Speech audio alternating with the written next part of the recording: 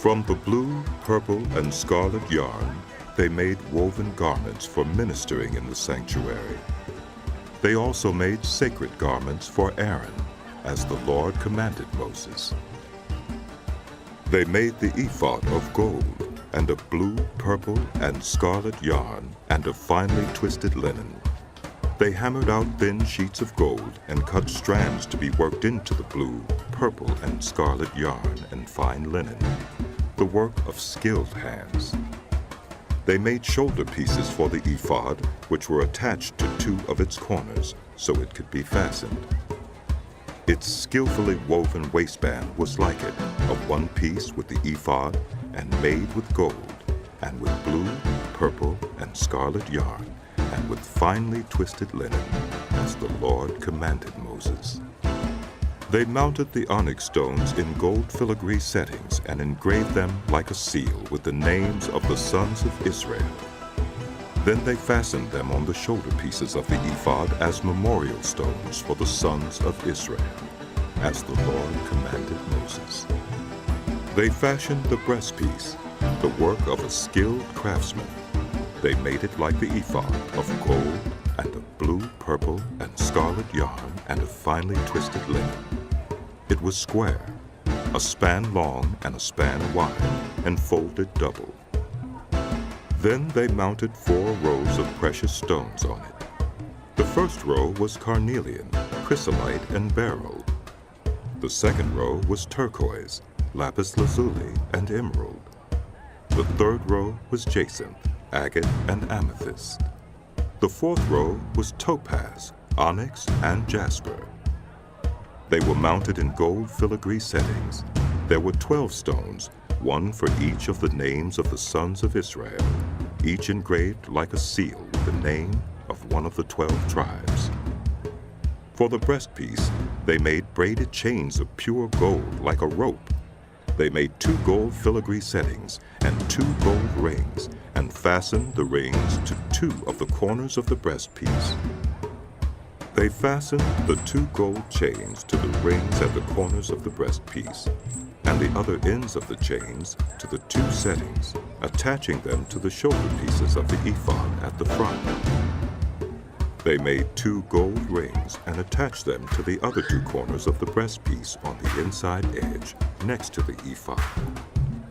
Then they made 2 more gold rings and attached them to the bottom of the shoulder pieces on the front of the ephod, close to the seam just above the waistband of the ephod. They tied the rings of the breastpiece to the rings of the ephod with blue cord, connecting it to the waistband so that the breastpiece would not swing out from the ephod, as the Lord commanded Moses. They made the robe of the ephod entirely of blue cloth, the work of a weaver, with an opening in the center of the robe, like the opening of a collar, and a band around this opening so that it would not tear. They made pomegranates of blue, purple, and scarlet yarn, and finely twisted linen around the hem of the robe. And they made bells of pure gold and attached them around the hem between the pomegranates. The bells and pomegranates alternated around the hem of the robe to be worn for ministering, as the Lord commanded Moses. For Aaron and his sons, they made tunics of fine linen, the work of a weaver, and the turban of fine linen, the linen caps, and the undergarments of finely twisted linen. The sash was of finely twisted linen and blue, purple, and scarlet yarn, the work of an embroiderer, as the Lord commanded Moses. They made the plate, the sacred emblem, out of pure gold, and engraved on it, like an inscription on a seal, "Holy to the Lord."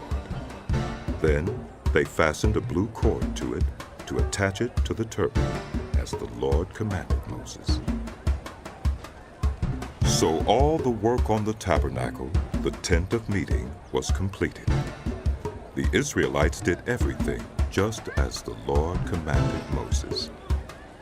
Then they brought the tabernacle to Moses, the tent and all its furnishings, its clasps, frames, crossbars, posts and bases, the covering of ram skins dyed red, and the covering of another durable leather, and the shielding curtain, the Ark of the Covenant law with its poles and the atonement cover, the table with all its articles, and the bread of the presence, the pure gold lampstand with its row of lamps and all its accessories, and the oil for the light, the gold altar, the anointing oil, the fragrant incense, and the curtain for the entrance to the tent, the bronze altar with its bronze grating, its poles and all its utensils, the basin with its stand, the curtains of the courtyard with its posts and bases, and the curtain for the entrance to the courtyard, the ropes and tent pegs for the courtyard,